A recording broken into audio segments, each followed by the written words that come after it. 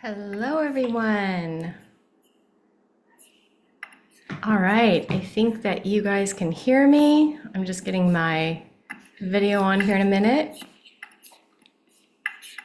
Hello, everyone. All right, we are live. Hello, it's good to see everybody. All right, how are you? It's good to see you. I'm gonna let a few more people jump on before I get going. Let me just get my volume set up.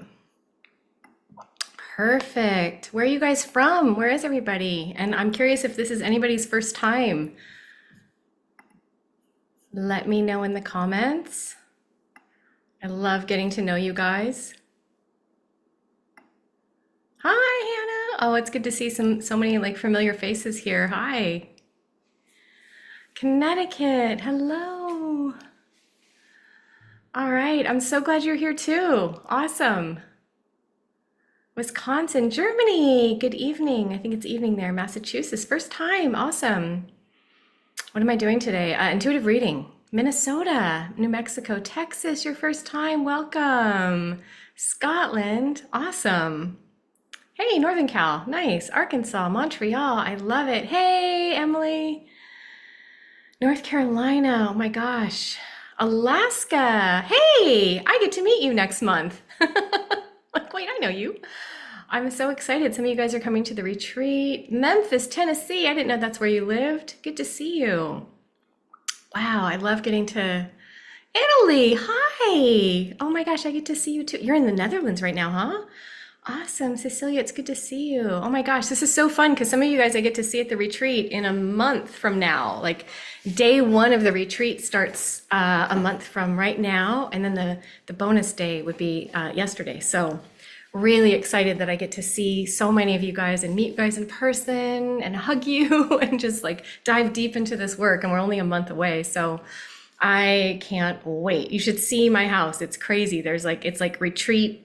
I should literally, there's so much stuff that has arrived. It's hilarious. It's kind of like taken over, but it's exciting.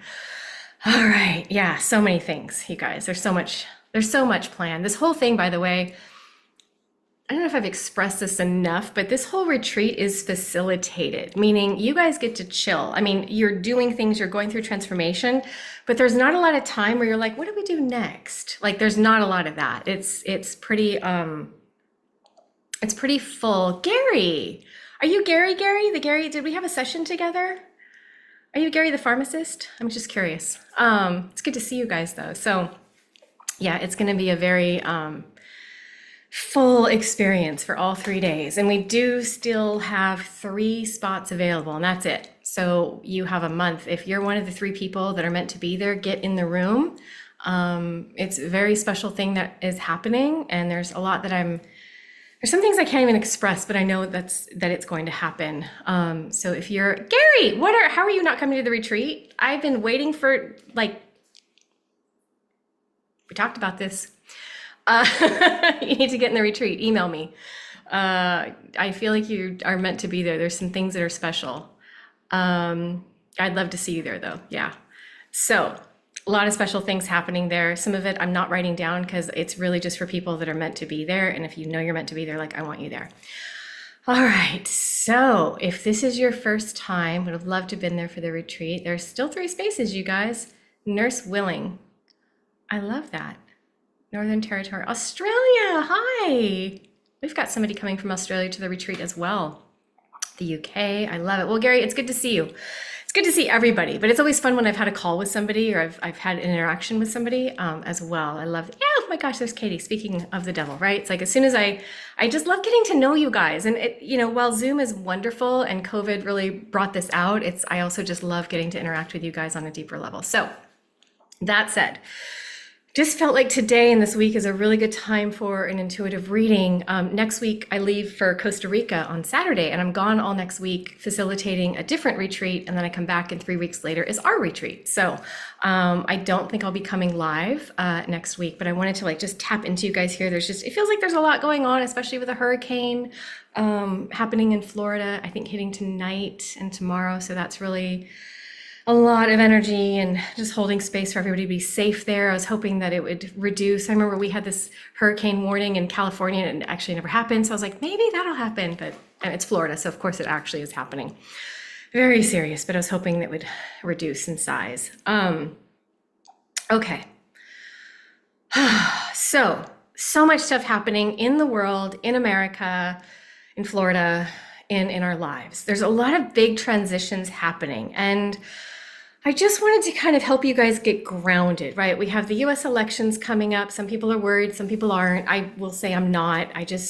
It's so human, right? And I can only get involved in so many human things and freak out about it. So for me, I'm just staying in a bubble. I don't get too wrapped up in things because it's like it passes, right? Not that it doesn't matter, but am I going to let it affect my joy? And a lot of times the answer is like, no, I'm not. So that's happening. There's a lot of energy, a lot of polarizing energy. And there's just a lot of energy with the hurricane. There's a lot of energy in the world with wars and different things that are happening right now. And I just want to remind us that it's our time and our job to actually stay grounded. It's funny because I joke with people that I'm like the least grounded person because I'm always up in the higher realms. But to stay grounded in who you are and not get too caught up in all of the stories going on in the world. Again, not to discount the stories. Some of the stories are very big and they do need attention, but do they need your focus and energy? Does that bring you to your next level if you're focused and your energy is on all of the bad stuff and tragedies going on around the world? Probably not. However, you can give attention to that, right? Like I can pray and hold space for what's going on in the world and in my own country without getting like tangled up in it. And I want to remind you guys, as you know, we head toward the end of this year, that it is okay to kind of release some of the worldly drama and come back into who you are, because there's too many people pulling you out of alignment, and especially with the holidays and how busy we tend to get. I just want to remind you that you have permission to say no to the world drama, and just to say, I'm going to stay sovereign in who I am. Okay, just quick reminder. So for those of you who have done this before, you can start typing in your questions. And I do not, if it's your first time, and some of you it is, I don't answer everybody's questions. I try to answer the ones that, I always answer the ones that I'm very called to answer. Like, I don't know how to explain it other than that they get like bigger and brighter, like, oh, that's a question I have to answer, right? So I don't do private readings. I don't do general readings for people. But questions that are a little more general and that would apply to a lot of people are the ones I tend to get called into. So just so you know. So I'm going to start reading some of these and seeing, what pops up for you guys. Oh, it's good to see you. Yeah, awareness and entanglement ain't the same. Exactly. It's not the same. And you can be aware and don't get tangled up in it. I love that. And we do. People do. And the people around you are going to get tangled up in it. And you have to remind yourself, like, do I need to? And it's hard because the mass energy is pulling us toward getting tangled. But does that really serve you? Probably not. Be aware of it. Okay. Okay. Let's see what we have here. All right. All right. So this is an interesting one because, again, I think it fits a lot of people. And I'm going to answer the ones that fit more than one person, right? Okay, I'm working on transitioning into starting my new business. When will this happen for me? The business is set up. I just need to transition from my current employer to the business. Great question. You do it energetically first. You become the person that is successfully running your business. So it's not in astrological, what date is this going to happen? It's going to happen as soon as you happen. So the way I run my business and the way I've become successful, and I've been in business for a long time, like well over 20 years, you have to become the person that can hold the energy of a successful business.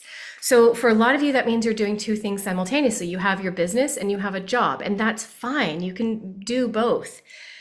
But when you start to make that shift energetically into being the person that can be the entrepreneur, that can do all the things that your business needs, hold all the energy. If you have clients or if you have vendors or whatever it is you do that can hold that energy, everything starts to open up. The universe is like, oh, we are open for business. Oh, okay, cool. I was waiting for that, right? The universe doesn't see the sign on the building saying open or your website up and go, oh, they're ready. No, it's like an energetic, I don't even want to say alignment.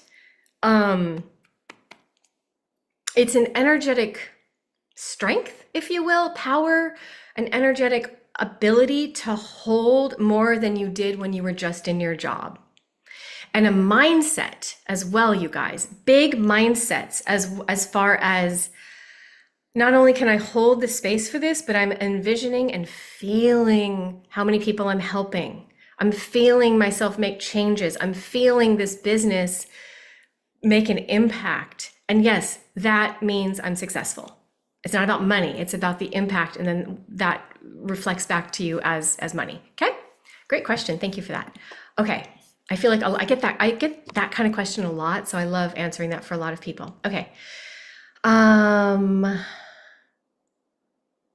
Let me just look. This is another one I get quite a bit. I'm having issues with letting go of anger. I'm actually thinking about, I'm leaving for a retreat pretty soon. Like in a few days, but I'm thinking about doing a masterclass on letting go of anger, including an astral therapy. It'll be a low cost thing. I'll probably launch it for $11. So if you see that, get in, because I don't hold back. And then it'll probably go to 22. So I'm having issues with letting go of anger or just letting go of bad feelings or things that no longer serve me. I'm feeling it in my guts too, which is making it difficult, right? I get you, John. It is sometimes like anger, the vibration of, because all we are is love, right? We hear that oneness consciousness, we're love. Oh, isn't that lovely? Okay. And then you have like days where you're just like, fuck, I'm not feeling the love. So, but you are love, right? It's kind of like, as I joke, like a fish swimming through the ocean going, I wish I'm so dry. Does anyone have moisturizer? And you're like, you're a fish, you're in water. And they're like, I'm so thirsty, there's no water. And you're like, oh, you really are. And we get that way sometimes where we just kind of forget our true nature and we become very human and very dense, and we feel a lot of anger, frustration, or fear. That's another one that comes up, especially for men. I do a lot of DMs, people like private messages and things like that around fear. Men, women, it's fine to feel fear. It's a total human emotion. It's just like the vibration of love got too dense. With anger, let me just tap into this, not just for you, John, but for several of you. Letting go of what's no longer serving me. So here's the thing, twofold, I want to say. Is it not serving you? Is it your highest? No, but so for everybody, not just picking on John, for everybody, sometimes anger is a shield. Sometimes when I had to get away from narcissists who were really toxic and really abusive, I used my anger like a fucking shield, and I needed it for that moment in time. Once I felt safe and I was like, okay, I'm done. I cut that, I burned that bridge and I celebrated that fire and it was gone. Then it was like, I didn't need the anger. So I want to qualify anger by saying sometimes we use it as a shield. We use it to protect ourselves. So we want to look at like, is it not serving us? Is there a way that you're still working on feeling safe or comfortable to where you don't need the anger? Generally speaking to everybody, not just one person. Feeling difficult, it is difficult to let go because it does feel so bad. So the other path to letting go of anything, including anger, is looking directly at it. When we focus on something, it dissipates. So not with our eyes, but with like our being, with our emotion, with our feeling, with our energy, right? So a lot of times what we do is we grab a bunch of things. You're going to see what's on my table here. You're going to laugh. This is life, you guys. This is my life. Okay, so my phone, my chapstick, I have a hair tie, friend's 30th birthday coming up. Let's see, mine. Okay, so we do this, right? And we've got all this stuff, the stuff of our life, right? All the crap. And we're going around our life like this, right? We're doing this. And we're like, don't notice all the trauma, all the stuff over here. Just got like a bunch of stuff. And then what happens is you start to slowly go like this and you put it right in front of you. Just do one thing at a time because it just feels like a lot, right? So just pretend this birthday card is the one thing. And I put it right in front of me. And now I'm looking directly at it. And I'm focused on it. When you focus on it, it dissipates. What I mean by that is you're allowing yourself to feel it without a story going on in your head. When the story starts, you're lost. I mean, just raw feeling fucking angry, feeling that rage come up, feeling the pain, the hurt, the anguish, the betrayal, feeling it without the story. No stories, you guys. You get the story in and you are just digging a deeper hole. Don't do the story. Allow your human to feel all of it and look directly at it.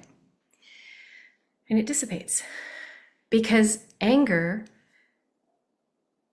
fear, it can't always exist in the present moment. So when you get really present with it, can it really be here in the present moment? And the path through feeling these huge emotions is to look directly at it. So I hope that helps quite a few of you. John, brilliant question. I don't know if I answered your question exactly, but brilliant question because I think it applied for a lot of people. But that's how I release energy. That's how I release the energy around emotions. One, is it really not serving me? Because if it is, that's okay. And I felt so bad, the same way that some of you do, of like, God, I'm not this angry person. Why can't I let this go? And then it clicked because I need it. I'm not done with it. Now, I don't need to go around being pissed off to everybody. But when it came to that situation, it served as a boundary. It served as a shield until I could safely do the work and go, okay, they are never coming back. I have cut that cord. I have cut all ties. And I will never let them back in my life again. Then I felt safe and the anger is gone. Now I can laugh at the things. I hope that helps. I hope that helps you. Okay. Let's see, what else am I being pulled to? I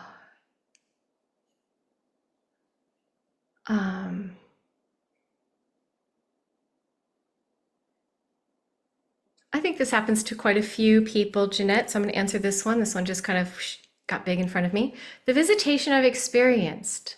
Are they angelic beings or intelligent beings?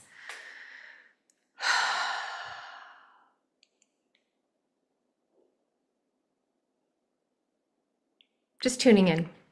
I'm trying to tune into a lot of you too, because if I start getting one specific answer, I get flooded and then I can't answer everybody's and then people get upset. So I am an answer generally. The big thing you need to know, are you feeling love, right? Higher beings, angelic beings, you're going to be feeling kind of this overwhelming love. And that's how you know something's higher or high, right? You just feel this like comfort, this love, this safety. If that's missing, I would not be messing with it, right? So the other thing is, what is the experience teaching you? Because these things don't happen for entertainment. So what are you getting from it? What are you learning from it? What are they sharing with you? But I think that the big qualifier for me, always, always, always, is this light? Is it a false light? Because there's a lot of false lights out there. Things pretending to be good and they're not. Not necessarily bad, but they're not good. Are you feeling love? When you have this experience, does it just bring the sense of warmth and a smile to your face? Because then you know you're right on track. If not, if you're feeling nothing and you're just having experience, I wouldn't trust it. Because higher beings always come with this radiant love for me. So that's my answer, because I want to answer for a lot of people.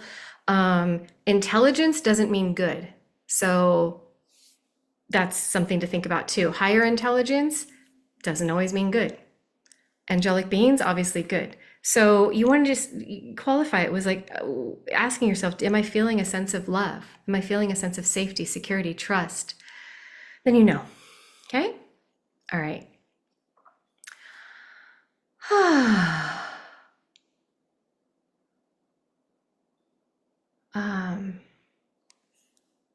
Oh, everything kind of moves, sorry, see.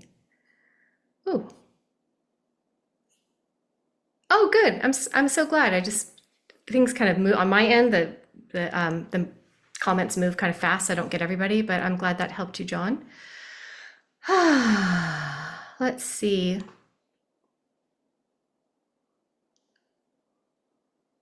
I like this one. What's keeping me stuck in weird accidents and sickness? Not life-threatening, but painful. Wow, I feel like I lived that for a long time when I had Lyme disease and I was really sick, and I just like the one thing after another after another. So twofold. One, again, and just channel and tap in. So one, for some of you, it's karmic. And I don't believe that karma lasts forever. It's just like we're in human bodies and we work out karma here. So some of you heard my funny story when I was in the astral realm, when I was in the higher realm and I was working out karma, but it was like emotional because I didn't have a physical body. So I was like, fuck. So I had to feel everything. I had to like feel through my mistakes to transcend it, which was not fun. But here, and I remember wishing I could just sprain an ankle because it just was like, oh, I could just work through this so fast if I could just like sprain an ankle, right? Go like work it out through my body and it would be done. So to this day, I have sprained my ankle 15 times in 15, so 30 times. And I'm like, okay, I'm good. No more spraining my ankles. So part of it, we work out a lot of the stuff through injuries, through karma, through illnesses like that. And then there's a point where you're like, wait, I am the soul. I don't have a karma. I don't have to do this. This is nonsense. I don't need to do this anymore. I think I'm going to stop. So you sort of become more awakened to that. Just getting back to where that question was. You sort of become awake to that and say, okay, I've worked out a lot. Do I really need to do that? Or can I just realize and remember that I am the soul? I have no karma. The soul has no karma. So you want to look at like why this is happening to you. Are you learning from it, or are you on a repeat loop? Are you getting the same thing again because you're not listening? And believe me, like I'm no judgment because God knows I did not listen. So am I not listening? Am I working out karma? Am I working out something that I'm like, oh my God, I'm so glad I got to just, sprain an ankle or get sick really quick instead of having to like drag that on for another lifetime, right? Or are you in a loop because your mindset is focused on the next bad thing happening? So you want to look at all three areas. Are you thinking bad things? Are you thinking, oh God, I'm just like, there's a dark cloud covering me and the next thing that's bad is going to happen. It's inevitable. Now, if that's going on in your mind, then the universe is like, cool, fun. We're going to have dark clouds and the next bad thing is going to happen to us, because the universe does not work in good, bad. It doesn't really care. It's impartial. So whatever you're dreaming up, the universe is like, oh my God, so much fun, right? If you're like, I'm going to be the hero of my life. I am going to help people around the world. I'm going to have a family that loves me. I'm going to have enough money that I don't have to worry about that. The universe is like, oh my God, so fun. I'm totally in. Let's do it. But if you're also thinking like, life is hard, I never have enough, people always F me over, I can't trust anyone, the world is hard, the universe is like, oh my God, so much fun. The world is hard, no one I can trust, la la la. The universe is like, it's good either way, you guys. So what do you choose? What do you choose that's happening between here? Because what you're choosing, your choices are your life, right? And then sometimes we can account for a little karma poking in there, but in general, what you're allowing yourself to think and then allowing yourself to feel and express becomes your life. You guys, even your social media pages. So I see people that have like, I don't know, it just feels like drama and tragedy on their social media pages. And I'm like, that's your vision board. So if you're on social media a lot and you're just posting the next bad thing or the next thing around elections or the next thing around something bad happening somewhere to somebody else, somewhere in the universe, you're like a spokesperson to say, I want to focus on drama. And the universe is like, oh my gosh, so much fun. I love drama. Drama's fun. I'm a drama queen, right? The universe doesn't care. So be careful what you're posting because you're focused on it and you're sharing that vibration. Be very careful. So I hope that helps, but those are my three, if you want to listen to the replay again, but those were the three things of like, how to go about dissecting why this keeps happening to you. And then taking accountability. Am I on a loop? Am I doing this to myself in some way? All right. And then, thank you for that one. Let's see.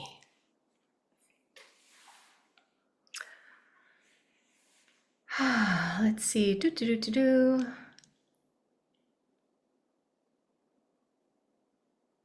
I think I already answered that one. Oh, everything just flipped again. That was weird. Something about business and money, but it just moved. So I don't know where that went anymore. But I already answered that one through somebody else. So that's good. All right. Trying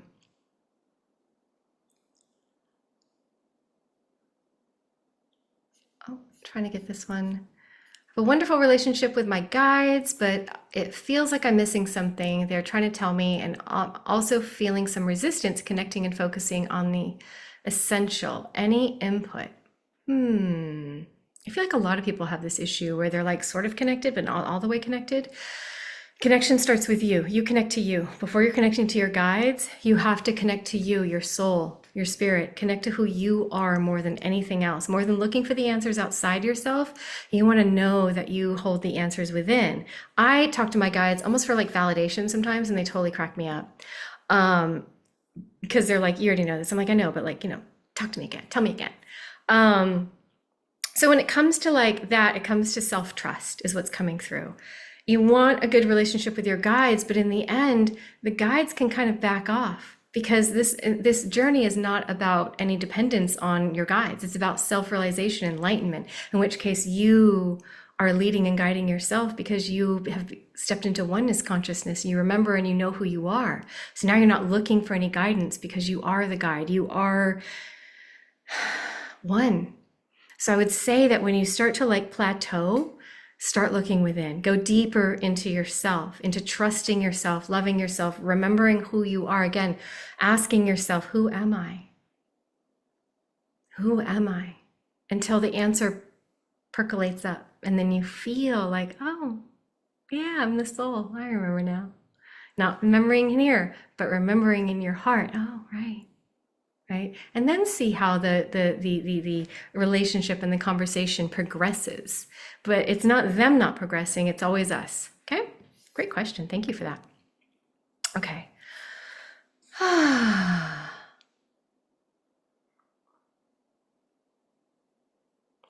Oh, everything just keeps moving. My goodness. Let's see.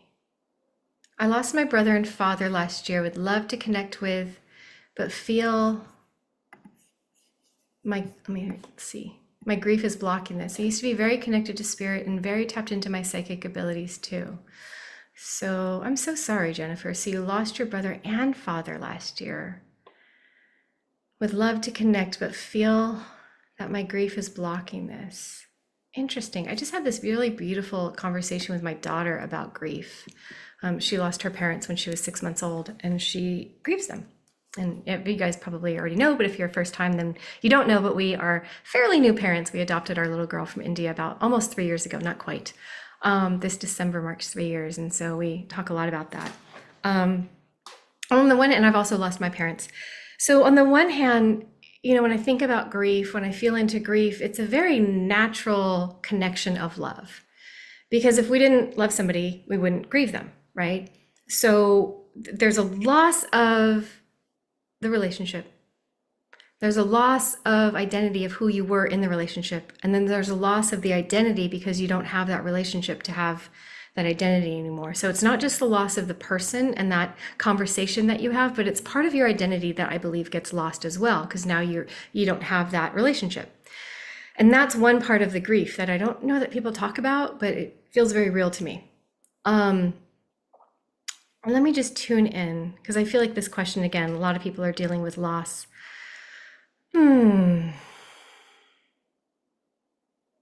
Here's the thing, and having been on the other side, I can tell you they didn't lose you. Like, we feel everything on the other side. They're watching the whole thing. So they don't lose anything. They don't lose love. They don't lose a relationship. They don't lose anything. We're the ones that feel loss and grief. And on the other side, you really don't, once you're all the way on the other side. They're just feeling joy and love for you. So my question to those of you who have lost, and I know there's several of you here, can that loss, can that grief also be, I'm just channeling what I'm hearing here, can it also be partly a reflection of the love, and can you honor that and not feel it as grief, bad, sad? Can you feel that grief as, thank you, I love you, I remember you, and just allow that to, it does feel like a bit of an empty hole, and some of these holes, they can't be refilled. I've lost, the closest cousin in my life just died, a year and a half ago, and she was like the closest person, and my other cousin died. She was also my closest cousin. So my two closest cousins have also passed, and they were young. So it's like a hole that doesn't get filled again, right? But as far as connecting, I think, let me just channel here. They're saying honor the loss, honor the relationship, honor the identity loss, And then as you connect, you're not connecting as the same person because part of your identity is gone. Part of who you were in relationship to that person, you're grieving. So now you're like, how do I go back and be the person and be connected I used to be? But it's like, no, step into the new version of you, which is also grief because now you're like, I'm going to step into something beyond who they knew. What if they don't recognize me? It's very real. Now, who can you be? Give yourself permission to step into a new level of who you are and then connect. I hope that makes sense. It's kind of a long way to say that, but I felt like I had some explaining to do. So I hope that helps you and all of you who have been through loss. Okay.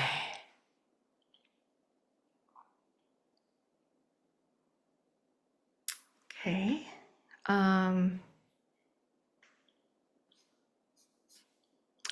This is one that I think a lot of us have looked at when a family member is really negative.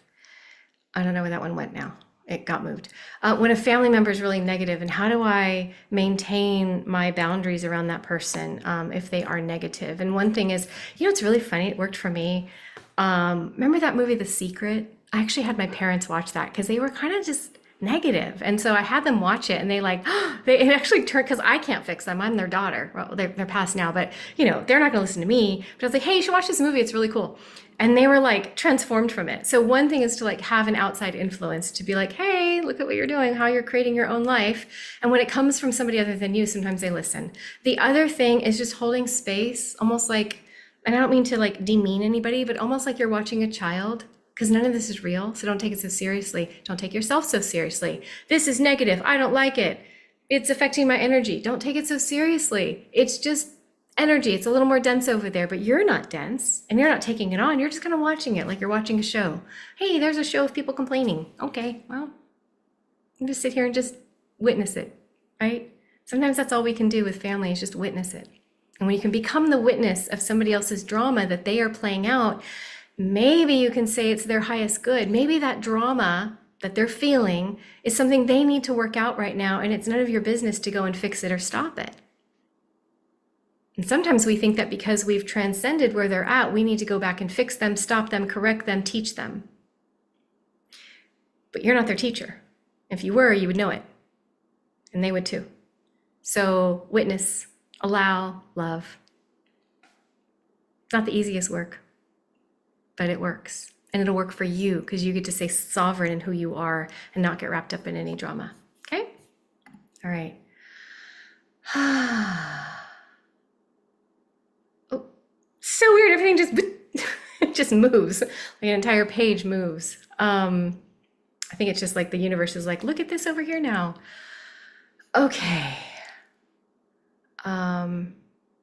Procrastination. Here's one. I need to do a lot. I'm setting up my new business. I find myself scrolling through social media for hours. I know it's because I'm scared to fail. How do I stop and stay focused? Great question. And something that a lot of people go through, okay? So please don't be hard on yourself. Okay, so setting up your business and you're procrastinating. So here's the thing. Procrastination is strategy. It's a strategy. We don't think it is. We think, oh, it's procrastinating. It's a strategy. So why do we have this? Why does our human use this strategy of procrastinating when it's what we want? Because we're scared to fail or we're scared to succeed, which I know that you're already aware of. So let me get back to your question. You have a lot to do. Okay. And so here's the thing. Here's what I'm going to tell you. Doing takes time in your business. I have a lot to do. Oh my gosh, this retreat, it's big. It's not a retreat with like 6 people. There's quite a few. Enough, just the right amount for me to hold. I wouldn't invite any more than I can't hold in the room, in the space, and transform. But it's my number.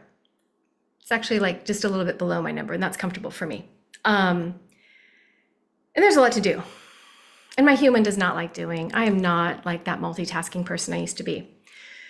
But as I look at your question, what I'm hearing is you're procrastinating, not the doing, but the becoming the person who could do this business.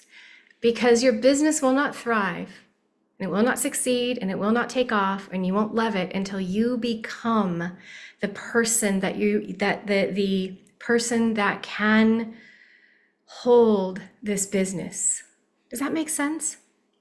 And the cool thing for you and everybody in the situation is that moment of becoming can feel like it takes a long time, but it takes a moment. It takes a moment. It takes a shift. And then you're like, I am her. I am him. Right? So then the doing, think of how much you can do. I mean, you could do a lot in a day. I didn't know how much I can do without getting anything done until I became a parent. And I was like, oh my God, I just got 18 million things done and also nothing in the past 16 minutes. Anybody else experience that? You can do so much. So the doing is not hard. The becoming the person who can hold the frequency of this business and hold the growth of this business, that's what you're actually procrastinating on. Because it's scary, because again, you're stepping into an entirely new identity of somebody that you don't even know yet. And I'm going to say that boldly, you don't know them, because I'm constantly stepping into a new version that I don't even know. Now, I remember the beginning parts of stepping into new versions of myself. Now it's like, it's normal, it's habit. I'm always up leveling and it's like, woo, here we go. And it's not always fun. But I'm always stepping into this next level version of myself. And now it just becomes routine for me. Because my business, my mission is always expanding. The people I'm serving are expanding. There's more people, so I expand too. So you're always getting into the habit of allowing yourself to take yourself to the next level. That means you constantly live out of your comfort zone. So now you're going to be asked to not just stop procrastinating, because that has nothing to do with the conversation. It has to do with stepping out of your comfort zone and then living there for good. You get comfortable for a second, and the next thing you know, like the next thing is happening, right? So I hope that helps you and several other people. It's not about procrastination. It's not about doing. It's about becoming the person that can do the thing that's in your head that you want to do, or the thing that somebody's making a website for you, or a lot of things are getting done. But if you don't become the person that can hold the frequency of what it is that you're doing, people won't come. So you want to almost like the success and living outside your comfort zone is what magnetizes people to you, because you're doing something extraordinary on day one, which is living outside of your comfort zone. And that's always steered me in the right direction. All right. I hope that helps. Okay. Let's see.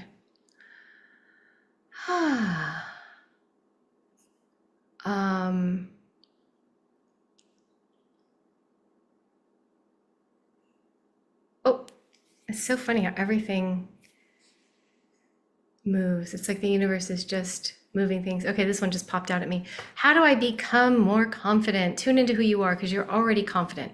Your soul is like as confident as can be. So you're letting go of the human and all the conditioning you have. And then it's not becoming more confident.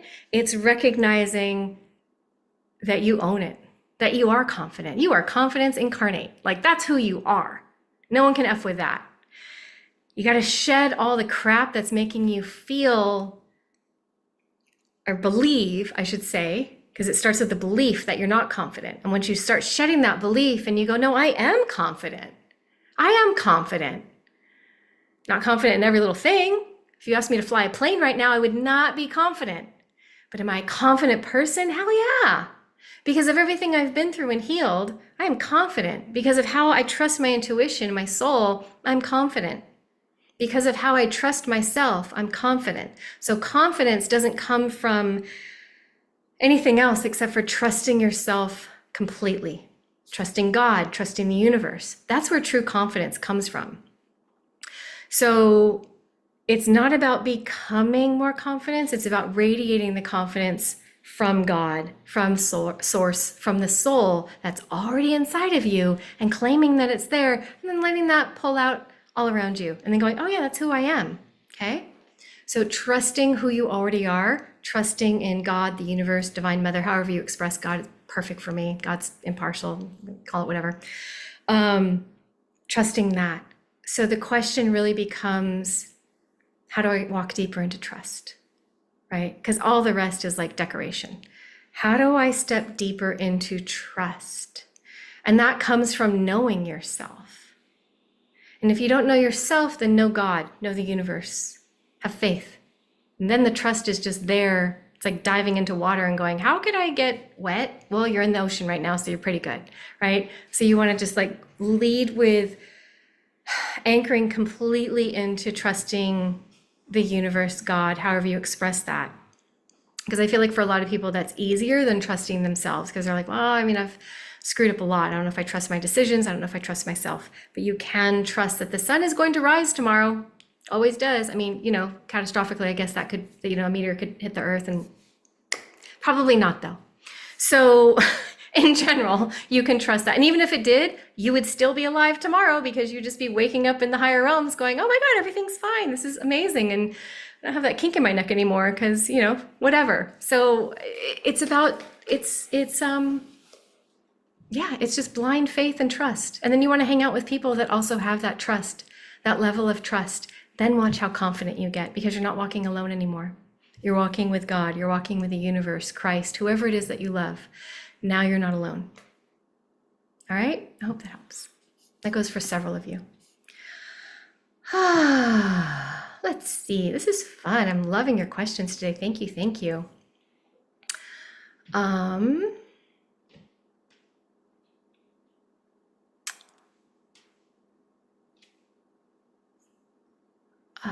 Let's see. Oh, that's sweet. Okay, Moth Halo. I don't actually know your first name. You're in my groups. I see your name. What is your name? I knew spiritually I needed this message today, but I'm going to say, man, I didn't realize how much I needed to hear all of this today. Well, I hope next year you come to the retreat. I think you're the one that told me you might be there next year. So I really hope to meet you in person. In the meantime, would you pop your name in there? Because I actually don't know what your first name is, and it's probably not. Oh, maybe it's M-O, Moth.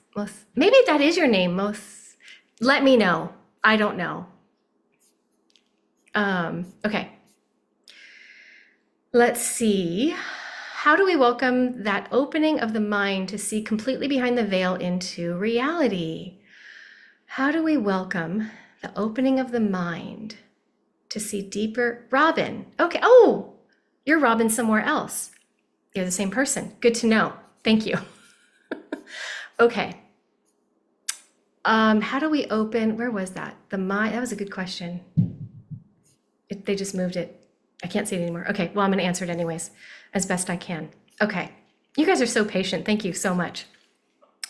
Between technology and the universe, like I'm saying, like, tell me what questions, and they move it really quick. So I'm like, I guess I got enough of that one. Okay. You are not the mind, so don't worry about moving your mind anywhere. You are consciousness. So it's really about the veil is so thin when you step behind it, it's almost ridiculous. You're like, oh my God, I can't believe that was ever in my way. But don't worry about that. What it comes down to, because you need to keep it simple, otherwise it won't happen. It comes down to finding those moments where you're connected to joy, where you're connected to love. So what is that for you?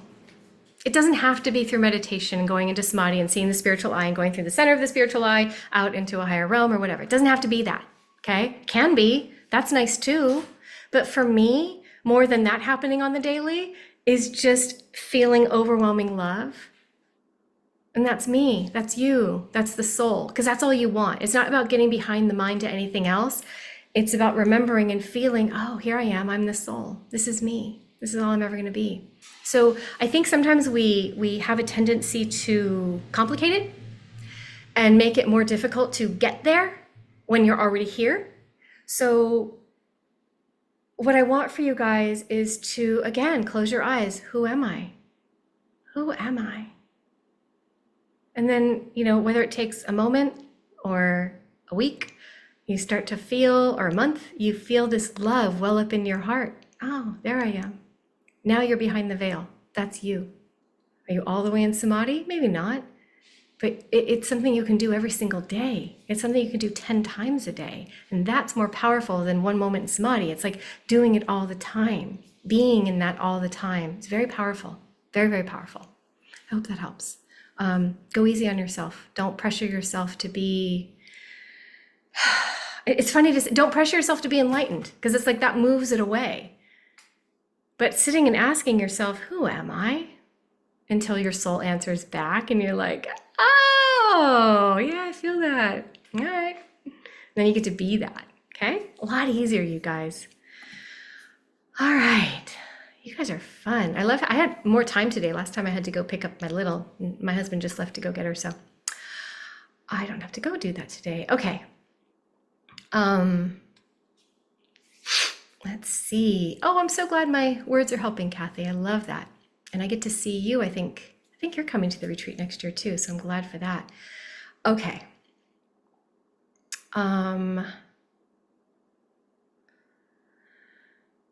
Let me see. How can those of us that struggle with mental health work towards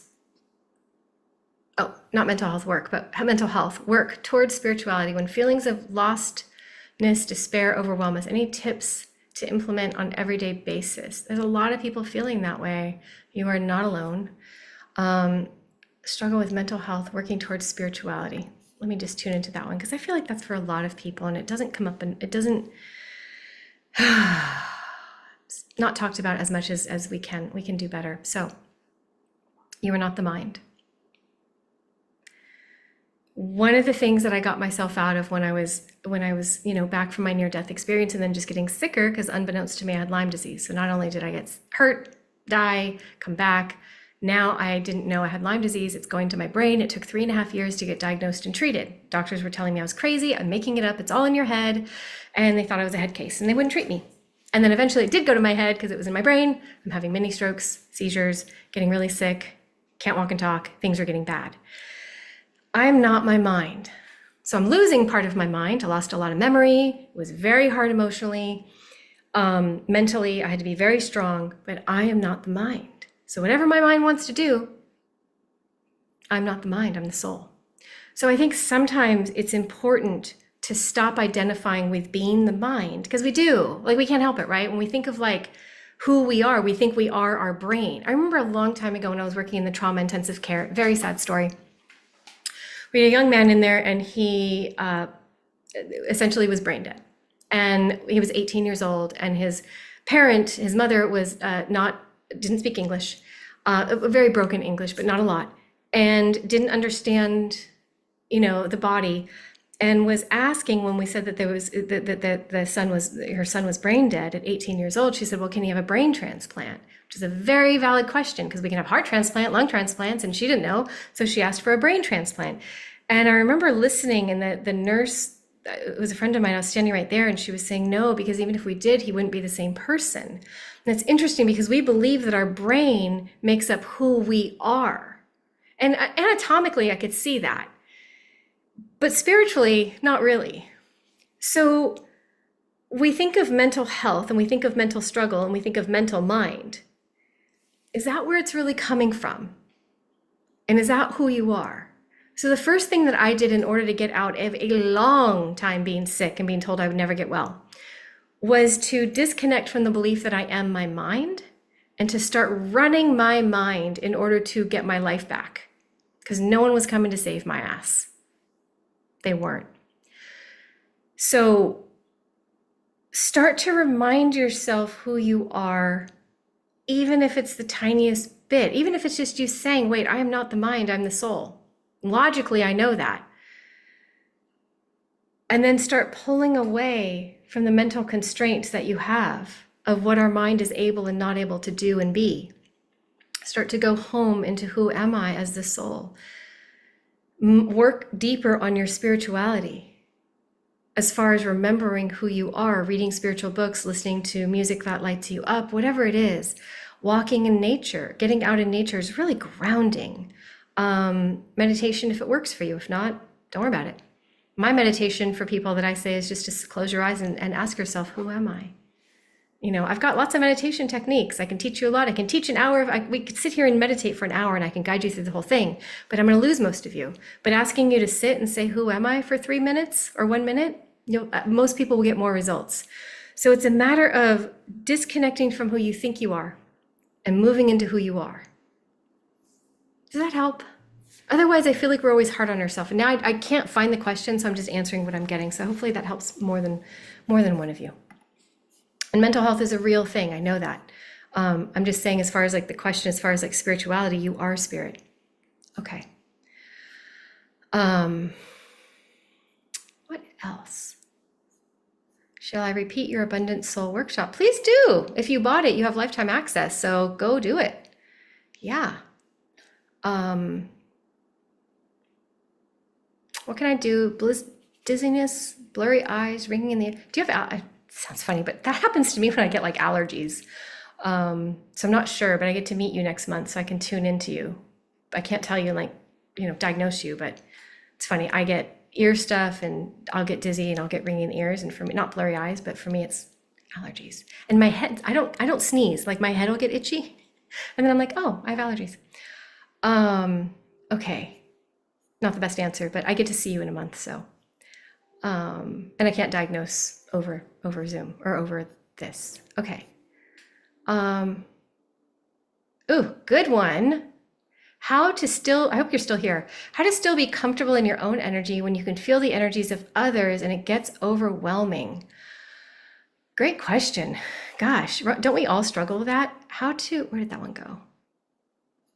How to still be comfortable in your own energy when you can feel the energy of others and it gets overwhelming. I mean, that is really a struggle for me. That's a big thing for me. Like I live in kind of a bubble.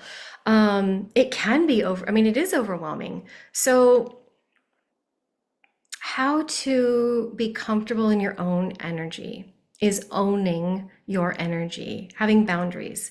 I did a free thing here. Look it up on my YouTube, and it's about boundary setting. And I think I actually set boundaries. So go watch that one because I think it's in there. But it really is about finding yourself grounded, right? So I joke that I'm like the least grounded person because I'm always up in the higher realms, but grounding yourself into the core of the earth, grounding yourself in, and then creating a boundary of like, this is my energy, this is yours. And then how do you clear your energy every day? Do you do it through frequency, singing bowls? Do you do it through Om? On Spotify, I play an Om. There's this Om chanting and I play it throughout the whole house. I open the doors and windows, I sage, and just clear it, blast it when my daughter's not home and just like have the whole thing going. At this point, she's caught on to me and she's like, Mommy, will you do the thing with the smelly thing? Would you do the thing that you do? Because I'm like clearing energy and doing all this stuff with light codes and light language. She's like, Mommy, can you do the thing? Like, I'll do the thing. So how do you clear yourself every day? Right? Because it sounds like you're highly empathic. So what are you doing to take care of your energy? Showers, baths, sage, grounding yourself in, also just avoiding situations that are not healthy for you. And not, like humans do it, but like you have to be like, is that like I canceled a bunch of stuff. My husband, he's so sweet. He loves concerts. And he works for a band. He used to work in radio, so he's always been around music and he loves concerts. And for me, I love music, but I can't be around thousands of people all the time. Like we canceled a bunch of stuff because I'm like, I love it, and I know these are smaller venues and we'd love to see it, but I can't do this leading up to the retreat because like every single weekend we're booked with something, and I'm like, count me out. You go, have fun, right? So I just say no to a lot of things that would normally be fun and my human would enjoy it, but like no. So I hope that helps. For me, it comes down to saying no. Okay. Thank you for that one, though. It does get overwhelming. Clear your energy every day. Yep. Lana, I think Robin answered it for you. Synchronicities. I think it's just those angel numbers coming toward you, teaching you. That's it. The 222, the 111, the 333. Yeah, they're just look up those angel numbers, see what they mean. I see 444 all the time and different ones, 555, 1111. And just, they're telling you something there. So it's perfect.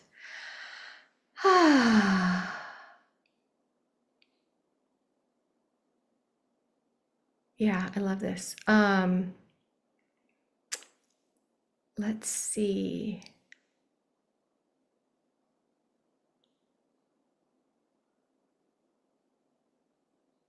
Oh, interesting. I feel the veil is thinner during and before the menstrual cycle. I feel that I'm being pulled into the void. Then my fear is that I'm losing my earthly grounding. What is your take on that? Interesting. I'm always so tuned in during the menstrual cycle. Like my intuition is heightened. Losing my earthly grounding. You're not going to lose your earthly grounding. I use a grounding pad. It's on my bed. They're a little pricey. I don't know what it was, like 350 or something like that. Earthing, getting your feet on the grass and just making sure that you are ground, or wherever you live, making sure that you are grounding into the earth. And you can do that, while you are, depending on where you live, right? And if it's winter and there's snow, you might not go barefoot in the snow. You might for a second. I know I've done that when I lived in the mountains. It's kind of fun, just for like a second. I would say let go of the fear of losing being grounded. You'll come back. You'll be grounded again. It's not forever. All right. How do you, it's from Angie, how do you recognize other people's energy and respect their boundaries? Wouldn't worry about them. Worry about your own boundaries. I sense everybody's energy everywhere. Oh my gosh, it's hilarious. I mean, I can hear what they're thinking, what they're feeling, all kinds of things. And it's like, I'm not listening. Some people are like shouting and I'm like, okay, I'm just walking by. We're just at the grocery store, or whatever. Respect your own boundaries. Have your own boundaries. Don't worry about others. Be sovereign in yourself. Okay. Don't worry about respecting. If your boundaries, if you're feeling people's energies, but you have boundaries, then it's like seeing an open door, but you don't have to walk through it. Okay. Okay. Also, I don't know that you were repeating the retreat next year, or didn't know. I looked on your site, but the event page is down. It's up, the retreat. You click on, I think you click on retreats, and then you got to drop down one more time to retreat, because it's retreats or events, so it's a drop down bar. But right now I'm only offering the one for this year, which is in a month, so people still have time to come on. Like I said, I only have 3 spots open. Yes, Cheryl, is something actually being transmitted through light language apart from love? Yes. We're gonna learn all about opening light language and teaching all about light codes and light language at the retreat. Yes, there is. How to best explain this in a short time? So light language is frequency. It's a frequency from the higher realms. And it is an expression of that frequency through sound, the creation of that frequency, creating it, birthing it into sound. The frequency often holds an intention. So, and the intention sometimes isn't one thing. It's like a conversation. It's an idea. It's a whole strategy. It's like different things. And we limit something to say, oh, well, this language means this word or this sentence. But sometimes it's not just a sentence or a word. It's like a whole everything. There you go. So yes, there is more than just love. And then again, there is nothing more than just love. So yeah, fun question though. Okay. Where do I find info on, just look it up, Lana, just look up angel numbers 222. And then you'll see, like you'll have a ton of websites that show you all the different things.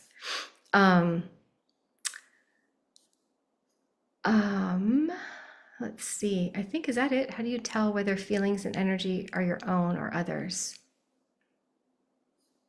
Sit with yourself. I think that's something I think that maybe we don't do enough, is just be alone. I don't know if you get a lot of alone time, but for me, I love my alone time. Don't get as much as I used to, but being alone and just feeling, getting in nature, right? Getting in nature really increases our vibration, our frequency, whether you go hiking or just sit on a rock. I love nothing more. That's why I loved rock climbing for so many years. Like I love rock climbing. I do. I don't do it anymore. But I loved it. I was obsessed. I actually moved to the mountains just to be a climber for 10 years and was totally, that was like my life. And one of my favorite parts was after doing like several pitches and taking a break at lunch, was just lying in the sun like a little lizard, just being like, but it would ground me.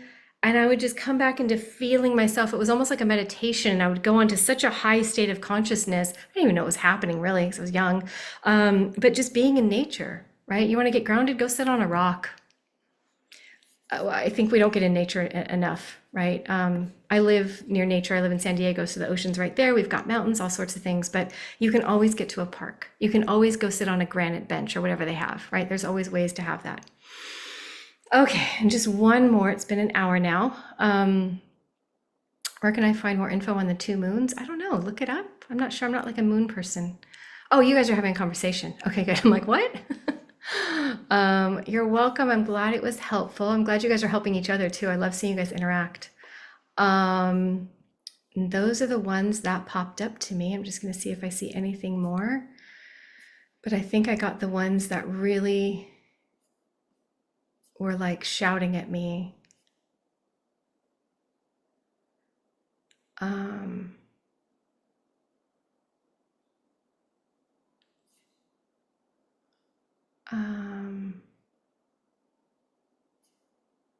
Oh, here's one. I got to answer this one. I'm sorry, Virginia, you probably asked this a long time ago, so hopefully you're still here. My heart is calling me to volunteer. Then do it. Everybody, whatever it is, if your heart's calling you to do something, do not procrastinate. Go do it now. How do I get past the block of sadness so that I can enter a dog shelter without breaking down in tears?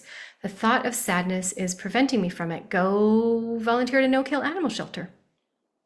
That was my first volunteer job. I was 13, and my first volunteer job was at an animal shelter, and it was not no kill at the time. I don't know if we had that back then.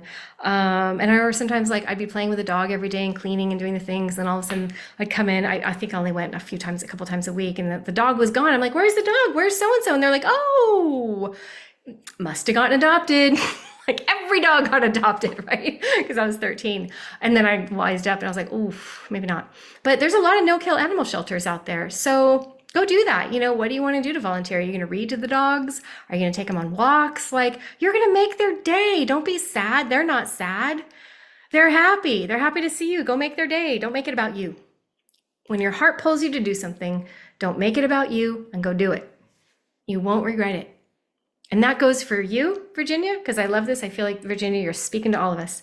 When your heart calls us to do something, go do it. Don't hesitate, whether that means that you're going to go volunteer somebody or you're walking by a homeless person and you feel the urge to give them that 20 out of your wallet. When your heart calls you to do something, go do it, because you will regret not doing it. Thank you for that. I felt like there was one more question that I had to get to. And I think that was it, because it's such a poignant question for so many of us. Listen to your intuition on the small things, and it will be there for the big things. Listen to your intuition on the small things. Write this down. Listen to your intuition on the small things, and it will be there for you on the big things.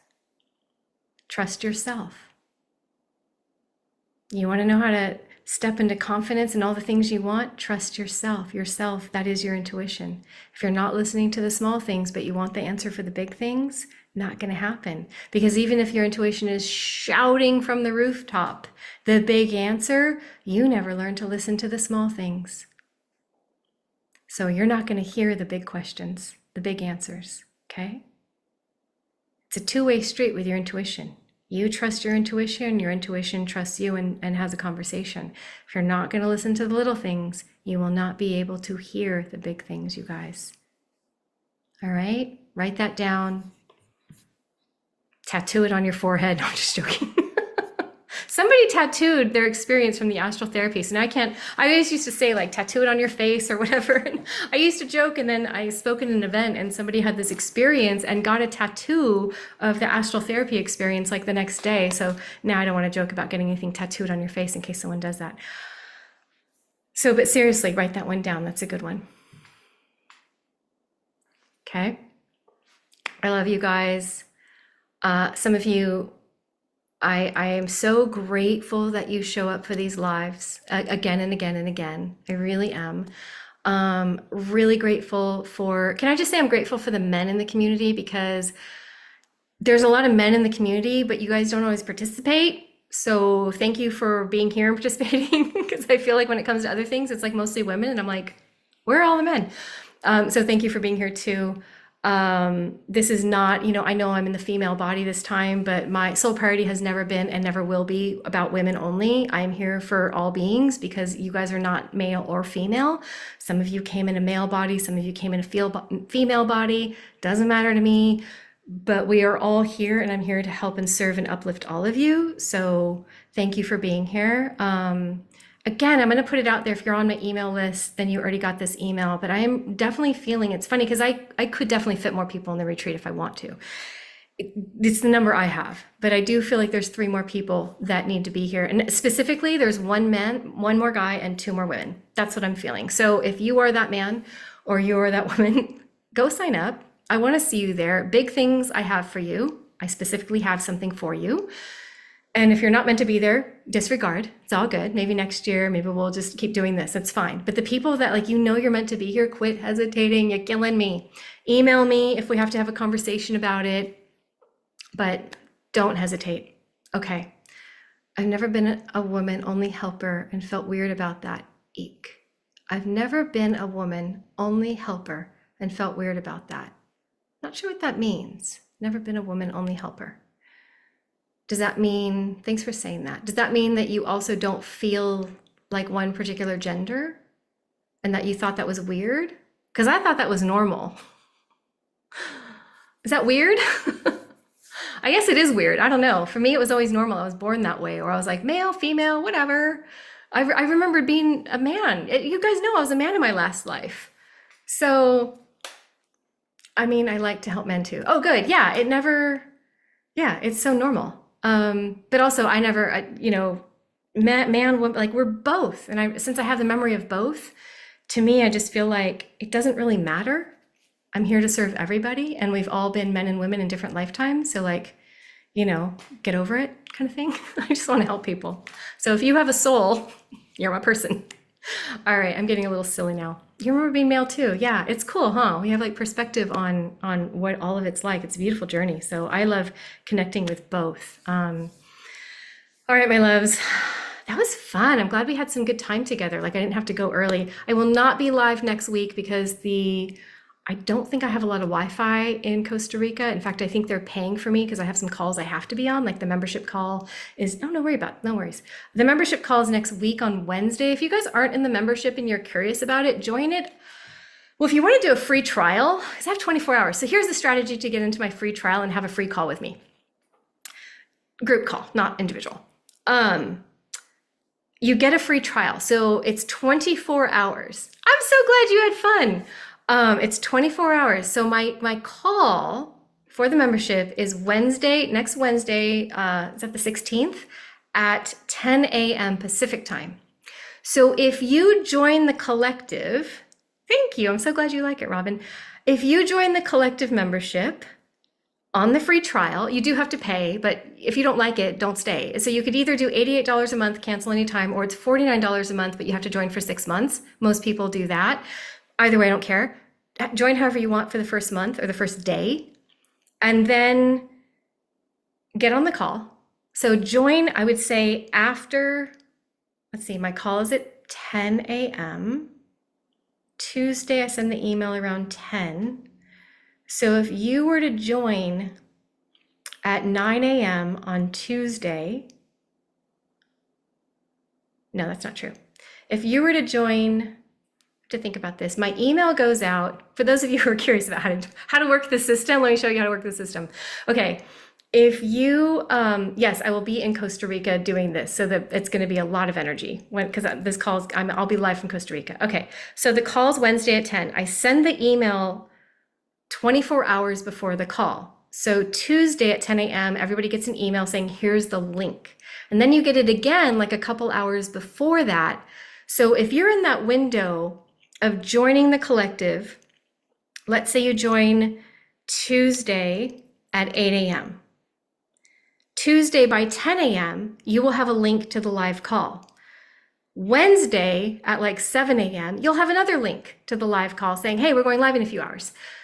During that 24-hour period, you will have access to all the replays and $2,000 worth of bonuses that I have in the Soul Priority Collective that you can start deciding if you like it or not. I use a different link every month, so I keep my links secret until 24 hours before. So if you're in that window of joining within, I guess, 24 hours before my live call and you get the live link, then join the live call. Be like, because then I answer, you can unmute yourself, you can talk to me live, and I do a Q&A where we really get to interact after each call. Plus it's a live astral therapy. So if that's a way that you want to work with me, please do.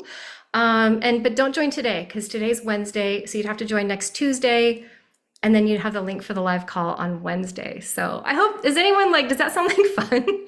I did that on purpose. And I see people taking advantage of the 24-hour trial, and I'm like, but sometimes they're not on the live call. I'm like, you just join though, go get the live call. So anyways, I hope that helps you guys. All right, my love, so much fun. So again, remember, if you're not listening to the little things, you will not hear the big things when it comes to your intuition, your guides, life, all of it. So start listening to the little things and say yes. All right. I hope to see you on my next live call here. I don't know when that will be. And I hope to see a lot of you at the retreat. And I hope to see the rest of you in the Soul Party Collective. No excuses, because I'm giving this to you for free. Let's do a live call together next Wednesday. You're welcome for the hack. I expect to see you there. No obligation to stay. I don't care if you don't stay. I don't care if you're there for a day and you're like, I got some astral. I'll even tell you. People are like, oh, I need to work out this wound. Okay, go look it up. It's in module 2. Go get that one while you're on your free trial. Go do that astral therapy and then hit the button. There's a button. I think you hit like the 3 drop-down bars and it says like cancel membership or whatever. Go do that. I don't care. Honestly, can I make it any easier to work with me? Like, I'm trying, you guys. I love you guys. I just want to help. So there's the strategy. All right, my loves. So much fun. Thank you for being here. I will see you. Well, for those of you in the collective, I'll see you next Wednesday. And for those of you not, I'll see you at the retreat, November 8th, 9th, 10th, 11th. If you are interested in getting to the retreat, let me just pop up that, because someone said they couldn't find my link, and it's retreat. It's right here. And I'm just going to pop this in the comments so that you have it, or anyone listening to the replay if you guys want that. It is paste right there. And you're welcome to join. I'd love to see you. Other than that, I will announce the next time I go live, but it might be a couple weeks. Okay, my loves, so much fun. Thank you for being here. I really love all of you, and I will see you soon. Okay.